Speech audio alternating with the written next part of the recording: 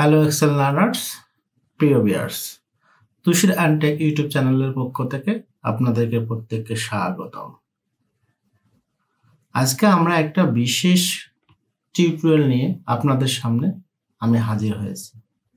এই টিউটোরিয়ালে আমরা ডাইং ডিফেক্ট প্যাট্রো অ্যানালিসিস নিয়ে বিস্তারিত আলোচনা করব এবং এই শীটটা প্রধানত কিভাবে তৈরি করা যায়, কোন প্রেক্ষাপটে এটা তৈরি করা হয়েছে তা নিয়ে বিস্তারিত থাকবে এই টিউটোরিয়ালে।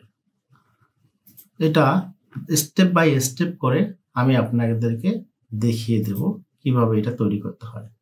এখানে অনেক বিষয় আছে, অনেক ফর্মুলা, অনেক কিছুই আছে যা আপনাদেরকে অবশ্যই বড় কিছু ডাটা নিয়ে কাজ করতে হলে এগুলো আপনাদের প্রয়োজন হতে পারে। যেমন ট্রান্সপোর্ট, ভিলুকআপ, সামিপ, তারপর হচ্ছে লার্জ, কাউন্ট, এইগুলো ডাটাগুলো নিয়ে আমরা আলোচনা করব। আজকে এই বিস্তারিত টিউটোরিয়ালে আমরা এর পরিচিতি পর্বগুলো নিয়ে আলোচনা করব। তা ভিডিওটা শুরু করার আগে আপনাদের কাছে একটা রিকোয়েস্ট, প্লিজ আপনি যদি নতুন হয়ে থাকেন তাহলে অবশ্যই চ্যানেলটি সাবস্ক্রাইব করতে ভুলবেন না। আমি মাইক্রোসফট এক্সেলে নিত্য নতুন video IEP, garments, textile, knitting, planning, merchandising বিষয়গুলো নিয়ে টিউটোরিয়াল দিয়ে থাকি। যদি ভিডিওগুলো ভালো লাগে তাহলে লাইক, কমেন্ট, শেয়ার এবং সাবস্ক্রাইব করতে ভুলবেন না। তাহলে চলুন মূল ভিডিওটা শুরু করি।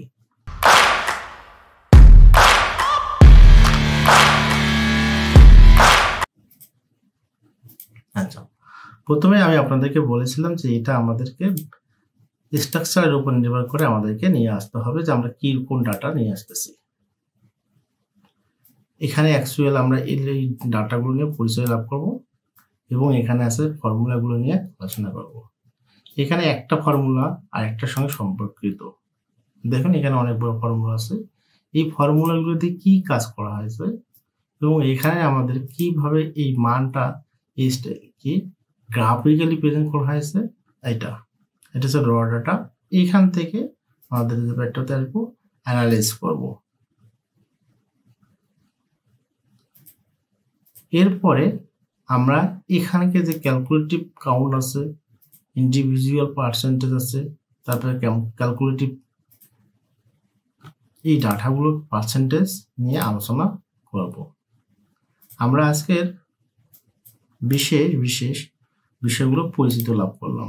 এরপরে হচ্ছে টপ 3 ডিফেক্ট কন্ট্রোল সামারি, অর্থাৎ আমাদের এখানে যে সমস্যাগুলো আছে, এখানে ডিফেক্টগুলো আছে, এই ডিফেক্টগুলোর মেইন 3টি বিষয় নিয়ে সবচেয়ে বেশিগুলো যেগুলো হচ্ছে টপ, সেগুলো নিয়ে আমরা আলোচনা করব।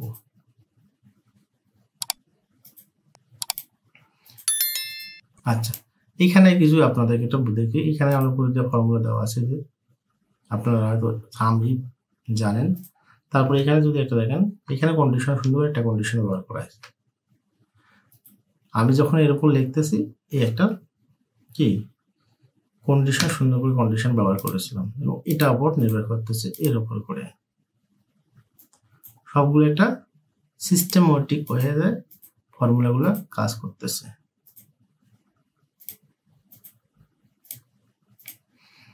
তা আজকের টিউটোরিয়াল এ পর্যন্তই। নেক্সট টিউটোরিয়ালে এর বিস্তারিত নিয়ে আলোচনা করব। নেক্সট ভিডিও দেখার আমন্ত্রণ জানিয়ে আজকের ভিডিও এখানে শেষ করছি। দেখা হচ্ছে নেক্সট ভিডিওতে। সে পর্যন্ত আপনারা সবাই ভালো থাকুন, সুস্থ থাকুন। আল্লাহ হাফেজ।